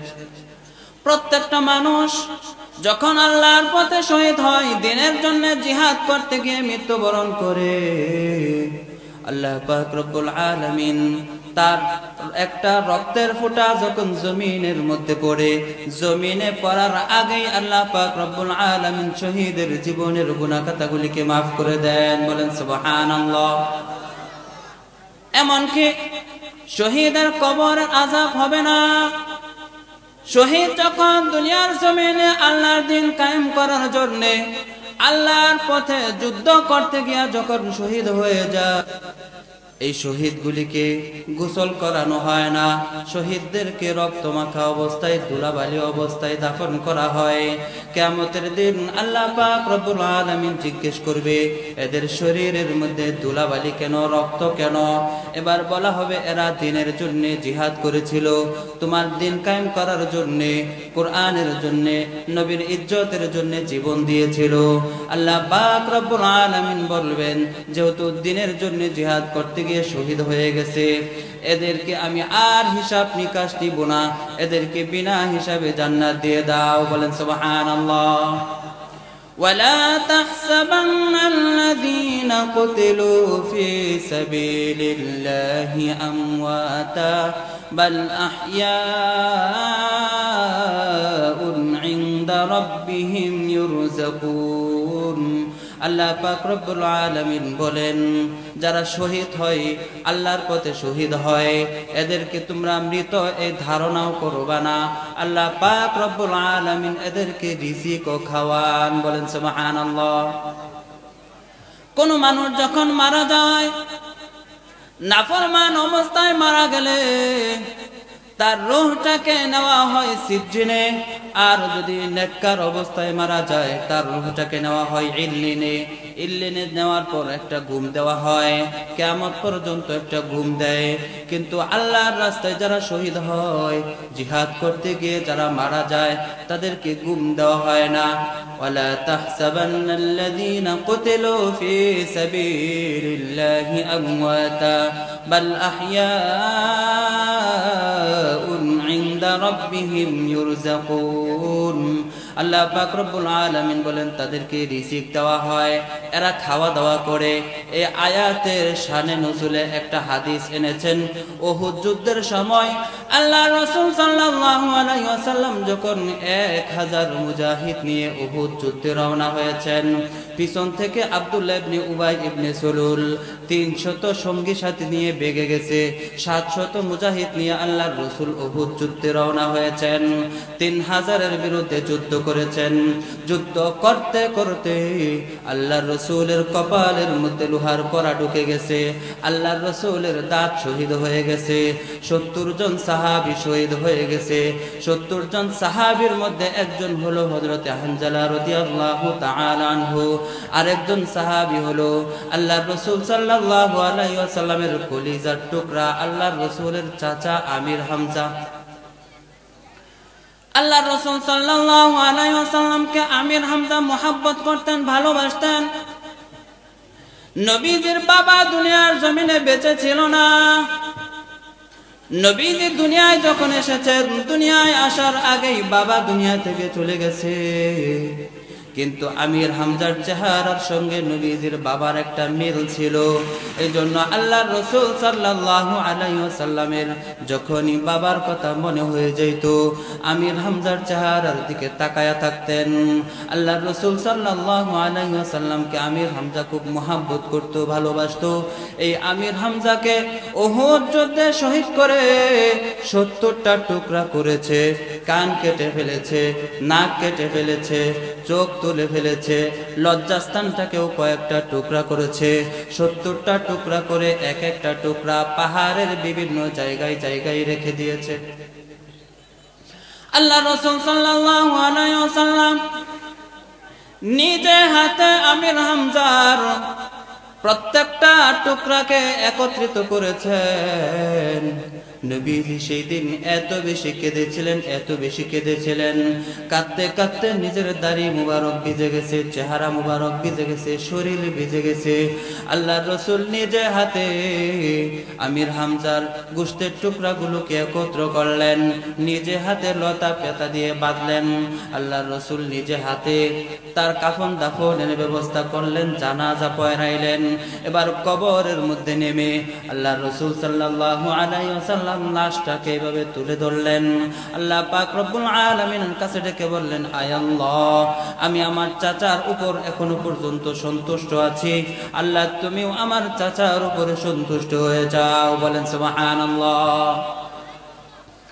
আল্লাহ রাসূল সাল্লাল্লাহু আলাইহি ওয়াসাল্লাম আমির হামজার লাশ আসমানের দিকে তুলে আল্লাহর কাছে বলছেন, আয় আল্লাহ, আমার চাচার উপর তুমি অসন্তুষ্ট হয়ে যাও। আল্লাহর রাসূল যখন আমির হামজার লাশটাকে দাফন করলেন, উপর থেকে আমির হামজার মেয়ে ডাক দিয়ে বলতেছেন, ও ভাই তাকায়া দেখো, ওই যে আমার বাবাকে দেখা যায়, আসমানে পাখিদের সঙ্গে উড়ে উড়ে যায়। আল্লাহর রাসূল সাল্লাল্লাহু আলাইহি ওয়াসাল্লাম বললেন, ও বোন, তোমার বাবা পাখিদের সঙ্গে উড়ে উড়ে আসমানের দিকে যায় না, তোমার বাবা পাখিদের সঙ্গে উড়ে উড়ে জান্নাতের ভিতরে ঢুকতেছে। বলেন সুবহানাল্লাহ। ও বোন, তোমার বাবা যে সমস্ত পাখিদের সঙ্গে উড়ে উড়ে যাইতেছে, এরা সাধারণ কোনো পাখি নয়। আল্লাহ পাক রব্বুল আলামিন শহীদদেরকে পাখির আকৃতি দিয়ে দেন। এই পাখিগুলি উড়ে উড়ে জান্নাতের ভিতরে ঢুকে যায়, আর জান্নাতের বিভিন্ন জায়গায় বিচরণ করতে থাকে, দৌড়াইতে থাকে, ঘুরতে থাকে, আর আল্লাহর দেওয়া রিজিক খাইতে থাকে। ঘুরতে ঘুরতে যখন ক্লান্ত হয়ে যায়, আল্লাহ পাক রব্বুল আলামিনের আরশের নিচে একটা জারবাতি আছে, সেখানে গিয়ে তারা বিশ্রাম নিতে থাকে। বলেন সুবহানাল্লাহ। উহুদ যুদ্ধের উহুদ যুদ্ধে শহীদ হওয়া 70 জন সাহাবী যখন জান্নাতের ভিতরে চলে গেল, জান্নাতের ভিতরে পাখি হয়ে উঠতেছে উঠতেছে উঠতেছে, আর নিজেদের এই মর্যাদা দেখে তারা অবাক হয়ে গেছে। এবার বলতেছে, কেউ কি আসো তোমরা দুনিয়ার মধ্যে আমাদের এই সংবাদটা পৌঁছায়া দিবা? আমরা এই জান্নাতের মধ্যে এত সুন্দর নিয়ামত পেয়েছি, জান্নাতের মধ্যে এমন মর্যাদা পেয়েছি, তোমরা কেউ কি আসো এটা পৌঁছায়া দিবা নাকি? একজন আরেকজনের সাথে বলা বলি করতেছিল। অপরদিকে সাহাবায়ে কেরামের মনোবল নষ্ট হয়ে যাইতেছে, কারণ 70 জন সাহাবী শহীদ হয়ে গেছে। আল্লাহ পাক রব্বুল আলামিন তখনই আয়াত নাজিল করে জানায়া দিলেন, ওয়ালা তাহসাবান্নাল্লাযীনা কুতিলু ফি সাবিলিল্লাহি আমওয়াতা বাল আহইয়াউন ইনদা রাব্বিহিম ইউরযাকুন। আল্লাহ পাক রব্বুল আলামিন জানায়া দিলেন যে যারা শহীদ হয়, দিনের পথে যুদ্ধ করে গিয়ে মারা যায়, এদেরকে তোমরা মৃত বলবা না, এরা জীবিত। মৃত ধারণা করবা না, আল্লাহ এদেরকে জীবিত রেখেছেন এবং এদেরকে রিজিকও খাওয়ান। বলেন সুবহানাল্লাহ। কষ্ট হচ্ছে? একটু তাকবীর দেন, লিল্লাহি তাকবীর। অনেকগুলি মানুষ, এতগুলি মানুষ আওয়াজ দিলে আমার মনে হয় আশপাশে যারা আছে সবাই চলে আসার কথা। লিল্লাহি তাকবীর, লিল্লাহি তাকবীর। মুহতারাম হাজরিন, আলোচনা করতেছিলাম শহীদি মরণের কি মর্যাদা। মরণ তো আছে, একদিন আছে না? মরণ থেকে কোনো মানুষ বাঁচতে পারবে? কেউ বাঁচতে পারবে না। তো মরণ যেহেতু আছেই, মরতে যেহেতু হবে, শহীদি মরণই তো ভালো না? কি বলেন? মর্যাদার মরণ। ভাইরা আমার, বন্ধুরা আমার, এই জন্য সাহাবায়ে কেরাম সব সময় অপেক্ষায় থাকতেন কখন নবীজি জিহাদের জন্য ডাক দিবে। জিহাদের জন্য ডাক দেওয়ার সঙ্গে সঙ্গে সাহাবায়ে কেরাম পাগল হয়ে যাইতেন, দৌড়ায়া চলে যাইতেন। যুদ্ধ করার জন্য পাগল হয়ে যাইতেন, শহীদ হওয়ার জন্য পাগল হয়ে যাইতেন। এক যুদ্ধে একজন সাহাবী যুদ্ধ করতেছে, হঠাৎ করে একজন বলতেছে জিহাদ করলে আল্লাহ তাআলা তাকে জান্নাত দিয়ে দেয়। বললেন, তুমি কি এই কথা নবীজির মুখ থেকে শুনেছো নাকি? বলে, হ্যাঁ, নবীজির মুখ থেকে শুনেছি। সঙ্গে সঙ্গে শত্রুদের ভিতরে ঢুকে গেল, আর তার বুকের মধ্যে তীর লেগে গেল, ফিনকি দিয়ে রক্ত বের হতে লাগলো। রক্ত দেখার সঙ্গে সঙ্গে বলতেছে, ফুজতু ওয়া রাব্বুল কাবা, আমি সফল হয়ে গেছি, সফল হয়ে গেছি, সফল হয়ে গেছি আমি। ভাইরা আমার, বন্ধুরা আমার, এই জন্য নিয়ম হলো জিহাদি মরণ, শহীদি মরণের জন্য আকাঙ্ক্ষা করা। সাহাবায়ে কেরাম সব সময় আল্লাহ পাক রব্বুল আলামিনের কাছে দোয়া করতেন, আল্লাহুম্মা রযুকনি শাহাদাতান ফি সাবিলিক। আল্লাহ পাক রব্বুল আলামিনের কাছে দোয়া করতেন, আয় আল্লাহ, তুমি আমাকে শাহাদাতের মরণ দান করো। সাহাবায়ে কেরাম শাহাদাতের মরণের জন্য পাগল হয়ে যাইতেন। আরেকটা ঘটনা আপনাদের সামনে তুলে ধরি। আল্লাহর রাসূল সাল্লাল্লাহু আলাইহি ওয়াসাল্লাম যখন মুতার যুদ্ধের জন্য সাহাবায়ে কেরামকে ডাকলেন, সাহাবায়ে কেরামদেরকে ডেকে ডেকে 3 জন সেনাপতি বানায়া দিলেন। একজন সেনাপতির নাম হলো হযরত যায়েদ রাদিয়াল্লাহু তাআলা আনহু, আরেকজন সেনাপতির নাম হলো জাফর ইবনে আবি তালিব রাদিয়াল্লাহু তাআলা আনহু, আরেকজন সেনাপতির নাম হলো আব্দুল্লাহ ইবনে রাওয়াহা রাদিয়াল্লাহু তাআলা আনহু। আল্লাহর রাসূল সাল্লাল্লাহু আলাইহি ওয়াসাল্লাম 3 জন সেনাপতি ডেকে এবার বলতেছেন, ও যায়েদ, তুমি যদি শহীদ হয়ে যাও, তোমার পরে সেনাপতি হবে জাফর। জাফর যদি শহীদ হয়ে যায়, সেনাপতি হবে আব্দুল্লাহ ইবনে রাওয়াহা রাদিয়াল্লাহু তাআলা আনহু। সাহাবায়ে কেরামের বুঝতে বাকি রইল না, একটা যুদ্ধের মধ্যে একজন সেনাপতি থাকে, কিন্তু আল্লাহর রাসূল যেহেতু 3 জন সেনাপতি নিযুক্ত করেছেন, আল্লাহর রাসূল যেহেতু বলেছেন তুমি শহীদ হওয়ার পরে তুমি, যেহেতু আল্লাহর রাসূল মুখ দিয়ে বলে ফেলেছেন, আল্লাহর রাসূল তো কখনো নিজের থেকে বলে না, মা ইয়ানতিকু আনিল হাওয়া ইন হুয়া ইল্লা ওয়াহয়ুন ইউহা। আল্লাহর রাসূল তো নিজে থেকে কখনো বলে না, তাহলে বোঝা হয়ে গেছে 3 জন আর কেউ বাঁচবে না। আল্লাহর রাসূল বললেন যাও যাও তোমরা তোমাদের পরিবার থেকে বিদায় নিয়ে আসো। যায়েদ রাদিয়াল্লাহু তাআলা আনহুকে বললেন, ও যায়েদ যাও তোমার পরিবার থেকে তুমি বিদায় নিয়ে আসো। যায়েদ বললেন, ইয়া রাসূলুল্লাহ ইয়া হাবিবাল্লাহ, আমার পরিবার তো আপনি। যায়েদ যখন আল্লাহর রাসূলের কাছে এসেছিল, আল্লাহর রাসূলের একজন গোলাম ছিল, যায়েদের বাবা এসেছে তার যায়েদকে নেওয়ার জন্য। আল্লাহর রাসূল বললেন কোনো সম্পদ লাগবে না, টাকা লাগবে না, আমি যায়েদকে আজাদ করে দিলাম। যায়েদ বলেন না না না, এমন একটা ঘরের মধ্যে আমি এসেছি যেই ঘরের মধ্যে আল্লাহ তাআলা বলেন ওয়ামা আরসালনাকা ইল্লা রাহমাতাল লিল আলামিন, যেই ঘরের মধ্যে আল্লাহ তাআলা রহমত দিয়েছেন, এই রহমত ছেড়ে আমি কোথাও যাইতে চাই না। যায়েদ রাদিয়াল্লাহু তাআলা আনহু বললেন, ইয়া রাসূলুল্লাহ ইয়া হাবিবাল্লাহ, আপনি তো আমার বাবা, আয়েশাই তো আমার মা, আমি অন্য কারো কাছ থেকে বিদায় নিতে চাই না। আল্লাহর রাসূল সাল্লাল্লাহু আলাইহি ওয়াসাল্লাম বিদায় দিলেন। জাফর রাদিয়াল্লাহু তাআলা আনহু বিদায় আনার জন্য চলে গেলেন। জাফরের স্ত্রীর কাছে গিয়ে জাফর রাদিয়াল্লাহু তাআলা আনহু যখন বিদায় চাইলেন, জাফরের স্ত্রী বলেন, ও স্বামী, নবী যেহেতু বলেছে আপনাকে যাইতেই হবে, কিন্তু একটু দোয়া করে নেই। দুটি হাত আসমানের দিকে তুলে জাফরের স্ত্রী বলতেছেন, আয় আল্লাহ, আমার স্বামী জাফরকে আপনি জিহাদের ময়দান থেকে গাজী বানায়া ফিরাইয়া দিলেন। জাফর রাদিয়াল্লাহু তাআলা আনহু তরবারিটাকে বের করে তরবারির গাড়া দিয়ে স্ত্রীর হাতের মধ্যে আঘাত করলেন।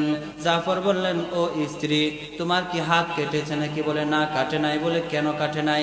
বলে আপনি উল্টো দিকে আঘাত করেছেন, হাত কাটে নাই। জাফর রাদিয়াল্লাহু তাআলা আনহু বলেন, আল্লাহর রাসূল আমার নামের সঙ্গে শহীদ বলে ফেলেছে, তুমি যতই আজকে উল্টা দোয়া করো কাজ হবে না, আমি জিহাদের ময়দানে শহীদ হয়ে যাইব। আমাকে তুমি চিরদিনের জন্য বিদায় দিয়ে দাও, দেখা হবে জান্নাতের ময়দানে। বলেন সুবহানাল্লাহ। জাফর রাদিয়াল্লাহু তাআলা বিদায় নিয়ে চলে গেলেন। পিছন থেকে সন্তানেরা বাবা বাবা বলে ডাকে, পিছনে তাকায় না। আব্দুল্লাহ ইবনে রাওয়াহা রাদিয়াল্লাহু তাআলা আনহু নতুন বিবাহ করেছেন, এখনো বাসন করেন নাই, স্ত্রীর চেহারাটাও ভালো করে দেখেন নাই। আব্দুল্লাহ ইবনে রাওয়াহা রাদিয়াল্লাহু তাআলা আনহু ঘরের সামনে গিয়া সালাম দিলেন। গিয়ে দেখেন স্ত্রী ঘরে বসে বসে কোরআন তেলাওয়াত করছে। আব্দুল্লাহ ইবনে রাওয়াহার সালামের জবাব দিলেন। আব্দুল্লাহ ইবনে রাওয়াহা বললেন, ও স্ত্রী, আল্লাহর রাসূল আমাকে জিহাদের জন্য নাম লেখাইছে আর সেনাপতি বানায়া দিয়েছে। আল্লাহর রাসূল আমার নামের সঙ্গে শহীদ শব্দটা বলেছে, আমি হয়তো আর ফিরে আসবো না, আমাকে বিদায় দিয়ে দাও। স্ত্রী বলেন, ও স্বামী, আপনাকে আমি ভালো করে দেখতেও পারলাম না, নতুন বিবাহ হয়েছে, আপনি একটু ঘরের মধ্যে আসেন, আপনার চেহারাটাকে একটু দেখে নেই, কিয়ামতের দিন আমি যেন আমার স্বামীকে চিনতে পারি আর বলতে পারি আমি শহীদের স্ত্রী। বলেন আল্লাহু আকবার। আরো জোরে বলেন আল্লাহু আকবার। আমি যেন বলতে পারি আমি একজন শহীদের স্ত্রী, আমার স্বামীর চেহারা যেন আমি কিয়ামতের দিন চিনতে পারি। আব্দুল্লাহ ইবনে রাওয়াহা রাদিয়াল্লাহু তাআলা আনহু বললেন, ও স্ত্রী, ঘরের মধ্যে যাব না, ঘরের মধ্যে যাব না, কারণ ঘরের মধ্যে গেলেই তোমার মুহাব্বত যদি আমার অন্তরের মধ্যে ঢুকে যায়, তাহলে জিহাদের ময়দানে আমার যুদ্ধ করতে কষ্ট হবে। স্ত্রী বললেন, ও স্বামী, আমি প্রেম নিবেদন করব না, আপনার চেহারাটাকে একটু দেখে নেই। আব্দুল্লাহ ইবনে রাওয়াহা বললেন, চেহারা দেখার দরকার নাই, আল্লাহ পাক রব্বুল আলামিন কিয়ামতের দিন এমনিতেই আমাদের পরিচয় করায় দিবে। আব্দুল্লাহ ইবনে রাওয়াহা বিদায় নিয়ে চলে গেলেন। জিহাদের ময়দানে যুদ্ধের দামামা বেজে গেল। সাহাবী হলো মাত্র 3000 আর বেদিন হলো 2 লক্ষ। বেদিন কতগুলি? আরো জোরে বলেন, কাফের কতগুলি? কাফের হলো 2 লক্ষ আর সাহাবী হলো মাত্র 3000। এই 2 লক্ষের বিরুদ্ধে 3000 সাহাবী যখন যুদ্ধ শুরু হয়ে গেল, যুদ্ধ করতে করতে করতে করতে যায়েদ রাদিয়াল্লাহু তাআলা আনহু নবীজির পালক পুত্র দুনিয়া থেকে চলে গেলেন, শহীদ হয়ে গেল। পতাকা দিয়ে দিলেন জাফর রাদিয়াল্লাহু তাআলা আনহুর হাতে। হযরত জাফর রাদিয়াল্লাহু তাআলা আনহু পতাকা নিয়ে যখন বীর বিক্রমের সাথে যুদ্ধ করতে লাগলেন, যুদ্ধ করতে করতে জাফর রাদিয়াল্লাহু তাআলা আনহুর ডান হাতটাকে কেটে ফেললো।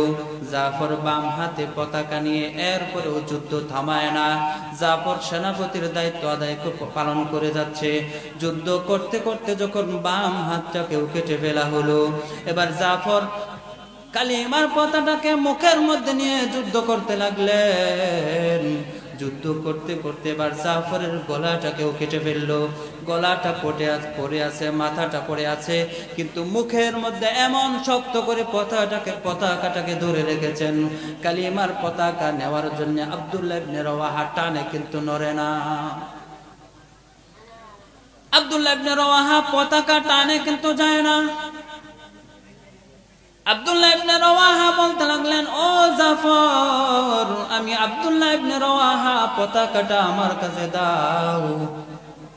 যখন বললেন, বলার সঙ্গে সঙ্গে মুখটা খুলে দিয়ে পতাকাটাকে দিয়ে দিল। বলেন আল্লাহু আকবার। জাফর রাদিয়াল্লাহু তাআলা আনহুর হাত থেকে পতাকা নিয়ে আব্দুল্লাহ ইবনে রওয়াহা যখন যুদ্ধ করতে করতে তিনিও শহীদ হয়ে গেলেন। 3 জন সেনাপতি শহীদ হয়ে গেছে। সকলে মিলে খালিদ ইবনে ওয়ালিদকে সেনাপতি বানায়া যুদ্ধ শুরু করতে লাগলো। যুদ্ধ করতে করতে করতে করতে আল্লাহ পাক রব্বুল আলামিন ঈমানের বিজয় দান করে দিল। বলেন আল্লাহু আকবার। আরো জোরে বলেন আল্লাহু আকবার। আল্লাহর রাসূল সাল্লাল্লাহু আলাইহি ওয়াসাল্লাম মদিনায় বসে আছেন। মুতা থেকে 1300-1400 কিলোমিটার দূরে আল্লাহর রাসূল সাল্লাল্লাহু আলাইহি ওয়াসাল্লাম মদিনায় বসে বসে আল্লাহ তাআলা আল্লাহর নবীকে জানায়া দেন। আর নবীজি সাহাবায়ে কেরামকে বলেন, এই যে এই মুহূর্তে যায়েদ শহীদ হয়ে গেল, পতাকা হাতে নিয়েছে জাফর শহীদ হয়ে গেল, পতাকা হাতে নিয়েছে আব্দুল্লাহ ইবনে রওয়াহা। আব্দুল্লাহ ইবনে রওয়াহা দুনিয়া থেকে চলে গেল। আল্লাহর রাসূল সাল্লাল্লাহু আলাইহি ওয়াসাল্লামের চোখ থেকে বেয়ে বেয়ে পানিগুলি পড়তেছে। আল্লাহর রাসূল সাল্লাল্লাহু আলাইহি ওয়াসাল্লাম বললেন, ও সাহাবীরা, আমার জাফরের 2টা হাত কাফেররা কেটে ফেলেছে, আমার জাফরের কল্লাটাকেও কেটে ফেলেছে, কিন্তু আমার আল্লাহ পাক রব্বুল আলামিন জাফরের 2টা হাতের বদলে 2টা ডানা দিয়ে দিয়েছে। যেই 2টা ডানা দিয়ে উড়াল দিয়ে আমার জাফর সাহাবীরা জান্নাতের ভিতরে ঢুকতেছে। বলেন সুবহানাল্লাহ। বাইরা আমার, বন্ধুরা আমার, সাহাবায়ে কেরাম যুদ্ধের জন্য কেমন পাগল ছিলেন। আল্লাহ তাআলা বলেন, ওয়ালা তাহসাবান্নাল্লাযীনা কুতিলু ফী সাবিলিল্লাহি আমওয়াতা বাল আহইয়াউন ইনদা রাব্বিহিম ইরযাকুন। আল্লাহ পাক রব্বুল আলামিন বলেন, যারা শহীদ হয়ে যায় তাদেরকে তোমরা কেউ মৃত বলবা না, এরা জীবিত। এদেরকে আল্লাহ পাক রব্বুল আলামিন রিজিক দান করেন। কি বলেন, শহীদি মরণের দরকার আছে না নাই?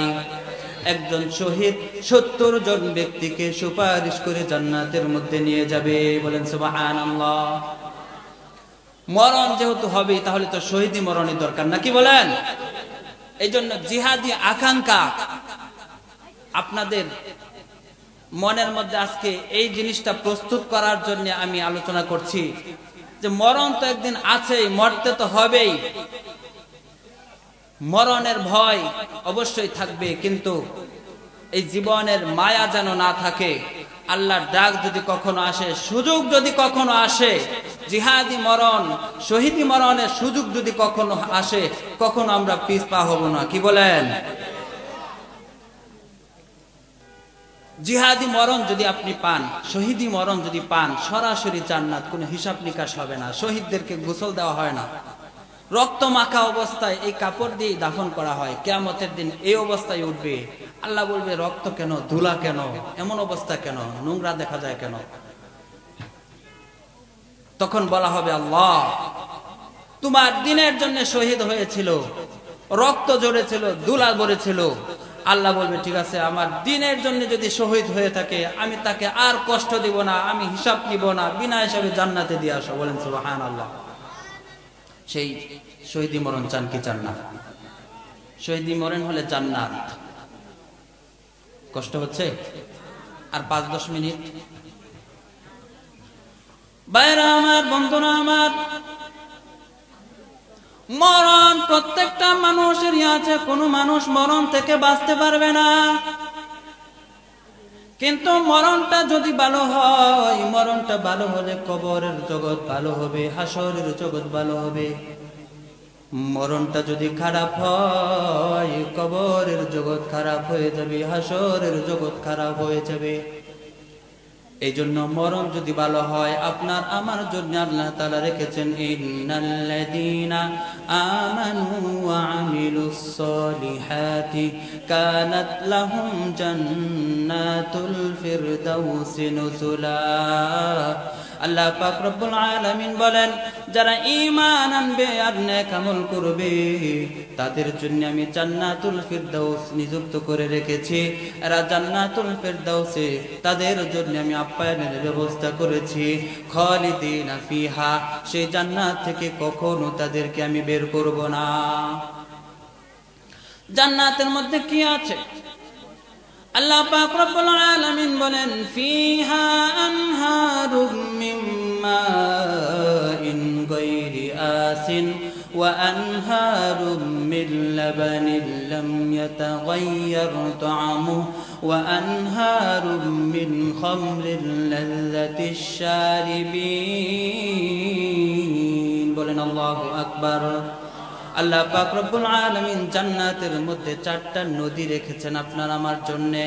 1 নাম্বার হলো পানির নদী, মধুর নদী, শরাবের নদী বানায়া দিবেন।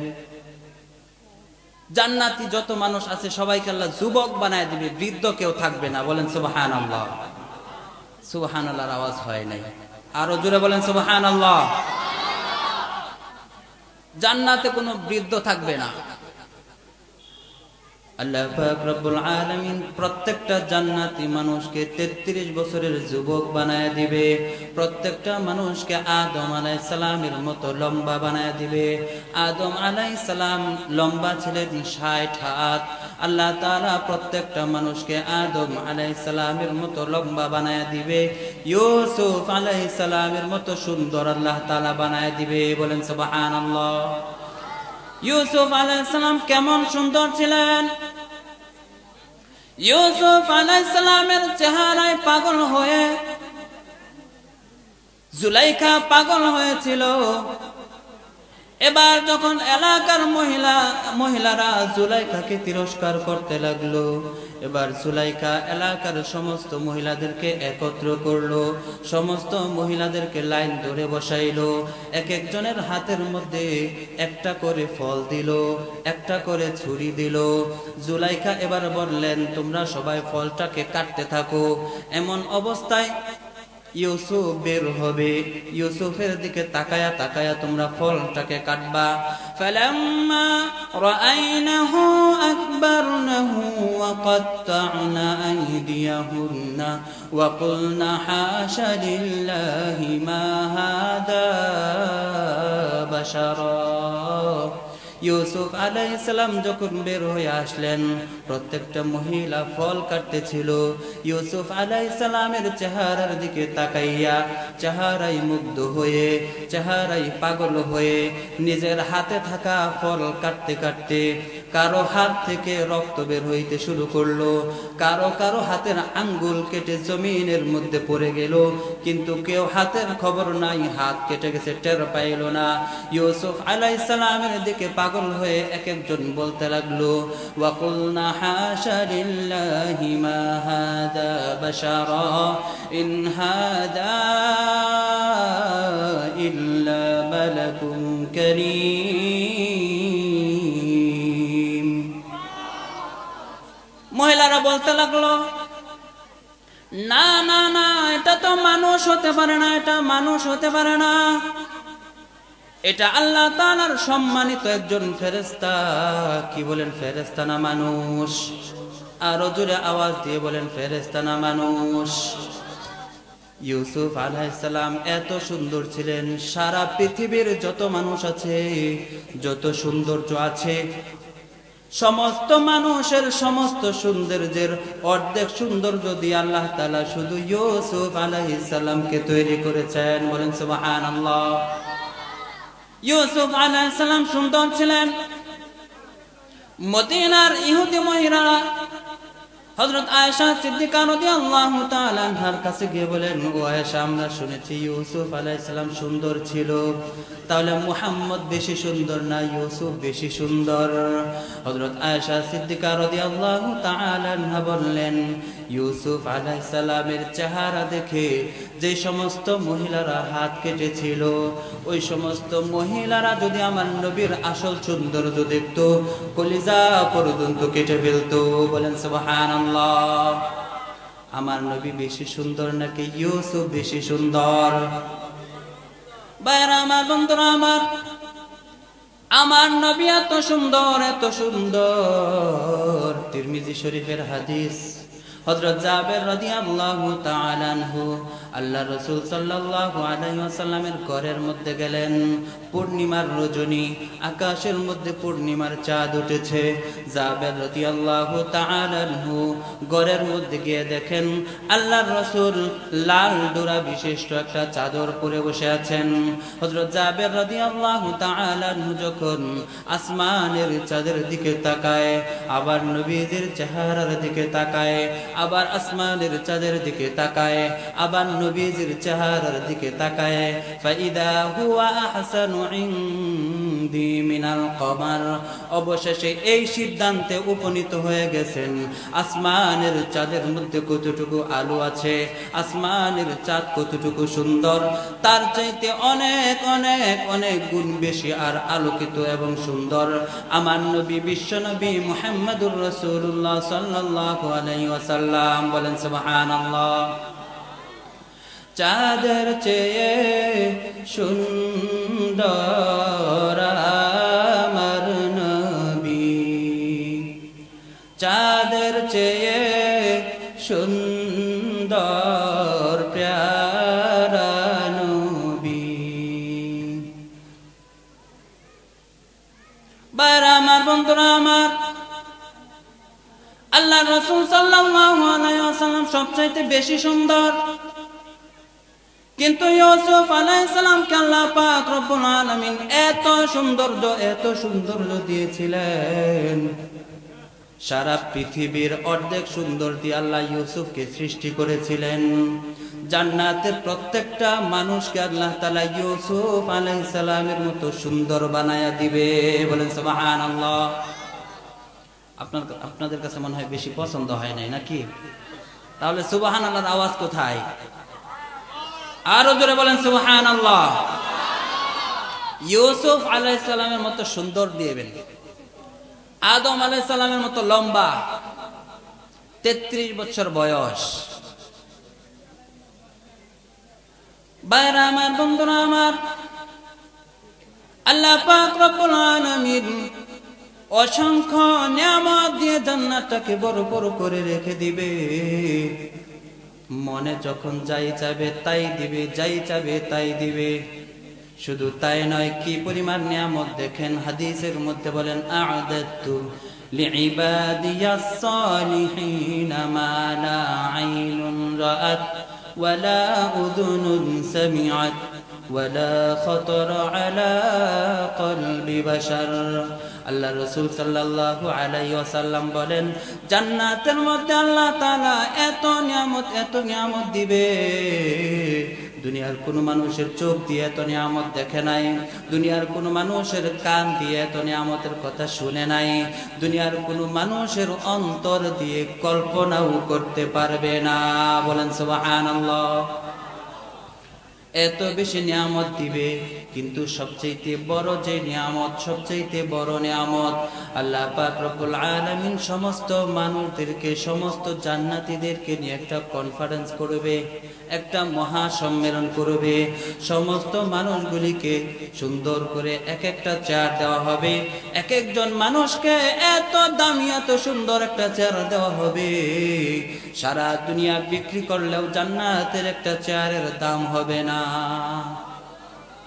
জান্নাতের মধ্যে সমস্ত মানুষগুলিকে দামি দামি চেয়ার দেওয়া হবে জান্নাতের নিচ থেকে সুন্দর বাতাস বেশি আসবে সুন্দর সুঘ্রাণ বেশি আসবে সমস্ত মানুষগুলি যখন চেয়ারের মধ্যে বসে থাকবে আল্লাহ পাক রব্বুল আলামিন বলবেন ও জান্নাতীরা তোমরা কি সমস্ত নিয়ামত পেয়েছো নাকি জান্নাতীরা বলবে আয় আল্লাহ শুধু পেয়েছি তাই না বরং যতটুকু আমরা কল্পনা করি নাই তার চাইতে বেশি পেয়েছি কোনো নিয়ামত বাকি নাই আল্লাহ পাক রব্বুল আলামিন বলবেন না এখনো পর্যন্ত একটা নিয়ামত বাকি আছে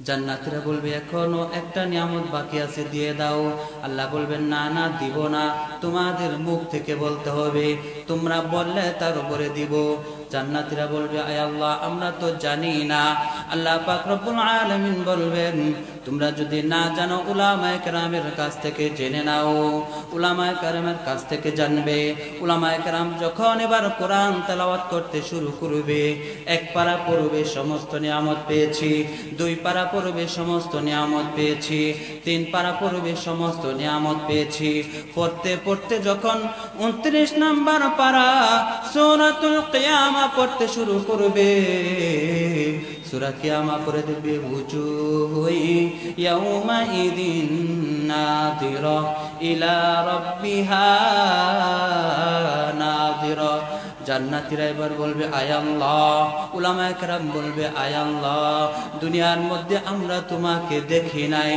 না দেখে আমরা ঈমান এনেছিলাম না দেখে তোমাকে ভয় পেয়েছিলাম কত সময় সুযোগ ছিল সুদ খাওয়ার কিন্তু খাই নাই ঘুষ খাওয়ার সুযোগ ছিল কিন্তু খাই নাই আরাম আয়েশে জীবন যাপন করার সুযোগ ছিল কিন্তু করি নাই কত কষ্ট করে জীবন যাপন করেছি রাত্রিবেলা তাহাজ্জুদ করেছি রাত্রিবেলা নামাজ পড়েছি এক ওয়াক্ত নামাজ বিকাত দেই নাই অনেক কষ্ট করে চলেছি দুনিয়া থেকে কষ্ট নিয়ে কবরের মধ্যে এসেছি আল্লাহ তাআলাকে বলবে আয় আল্লাহ তোমাকে না দেখে কত কষ্ট করেছি কিন্তু তুমি বলেছিলা জান্নাতের মধ্যে আসলে আমাদেরকে তুমি দেখা দিবা বলেন আল্লাহু আকবার আরো জোরে বলেন আল্লাহু আকবার জান্নাতীরা বলবে আয় আল্লাহ তুমি বলেছিলা জান্নাতের মধ্যে আসলে আমাদেরকে দেখা দিবা আজকে আমরা সবাই তোমাকে দেখতে চাই আল্লাহ পাক রব্বুল আলামিন এবার জান্নাতীদেরকে একটা সালাম দিবে বলেন আল্লাহু আকবার একটা সালাম দিয়ে এবার আল্লাহ পাক রব্বুল আলামিন যখন জান্নাতীদের সামনে চলে আসবে জান্নাতীরা আল্লাহ পাক রব্বুল আলামিনের দিকে তাকাবে হাজার হাজার বছর পার হয়ে যাবে চোখের একটা মিট পিডানিও তখন দিবে না আল্লাহর চেহারা কেমন হতে পারে আল্লাহকে দেখতে কেমন লাগতে পারে আল্লাহ পাক রব্বুল আলামিন দেখা দিবে জান্নাতের মধ্যে কনফারেন্স হবে কুরআন তেলাওয়াত হবে জান্নাতের মধ্যে একজন বিশেষ অতিথি হবে জান্নাতের মধ্যে একজন প্রধান অতিথি হবে জান্নাতের মধ্যে একজন সভাপতি হবে এবার একজন ফেরেশতা ঘোষণা করবে এবার বিশেষ অতিথির আসন অলংকৃত করবেন বিশেষ অতিথি সমস্ত জান্নাতীরা তাকায় থাকবে আজকের এই জান্নাতীদের সামনে এমন একটা জায়গায় বিশেষ অতিথি কার মর্যাদা এত বড় এবার ঘোষণা করা হবে প্রধান অতিথির আসন অলঙ্কিত করবেন প্রধান অতিথি। সবাই তাকায়া থাকবে কে আজকের জান্নাতের এই মজলিসের প্রধান অতিথি। সকলে তাকায়া দেখবে, অন্য কেউ নয়, আপনার আমার নবী বিশ্ব নবী মুহাম্মদুর রাসূলুল্লাহ সাল্লাল্লাহু আলাইহি ওয়াসাল্লাম। এবার ঘোষণা করা হবে এখন সভাপতির আসন অলঙ্কিত করবেন। সবাই তাকায়া থাকবে, আজকের এই জান্নাতের মধ্যে এমন একটা মজলিসের মধ্যে কে আজকে সভাপতি হয়। সবাই তাকায়া দেখবে, দুনিয়ার কোনো মানুষ নয়, কোনো পয়গম্বর নয়, বরং স্বয়ং আল্লাহ সৃষ্টিকর্তা আমাদের রব আল্লাহ পাক রব্বুল আলামিন সভাপতির আসন অলঙ্কিত করবে। বলেন আল্লাহু আকবার। এবার যখন জান্নাতের মধ্যে কোরআন তেলাওয়াত শুরু হয়ে যাবে, আল্লাহ পাক রব্বুল আলামিন বলবেন, এবার যখন ঘোষণা করা হবে আজকের বিশেষ অতিথি কোরআন তেলাওয়াত করবে, দাউদ আলাইহিস সালাম প্রথমে কোরআন তেলাওয়াত করবে। আল্লাহ পাক রব্বুল আলামিন দাউদ আলাইহিস সালামকে এত কণ্ঠ দিয়েছিলেন। দাউদ আলাইহিস সালাম যখন তার কিতাব পড়তো, পাখিরা মাথার উপর দিয়ে উড়ে যাইতো, দাউদ নবীর তেলাওয়াত শুনে বসে পড়তো। মাছেরা কিনারে এসে দাউদ নবীর তেলাওয়াত শুনতে থাকতো। আল্লাহ তাআলা দাউদ নবীর কণ্ঠ থেকে ৭২ রকমের কণ্ঠ দিবে।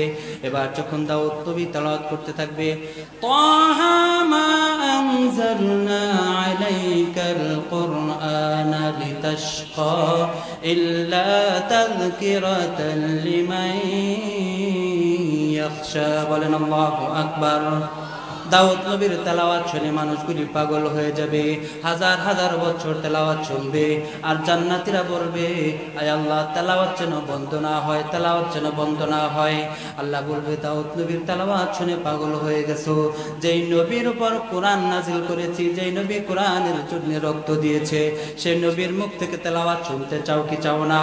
এবার আল্লাহর রাসূল সাল্লাল্লাহু আলাইহি ওয়াসাল্লাম সূরা ইয়াসিন থেকে তেলাওয়াত করবে, হাজার হাজার বছর চলে যাবে।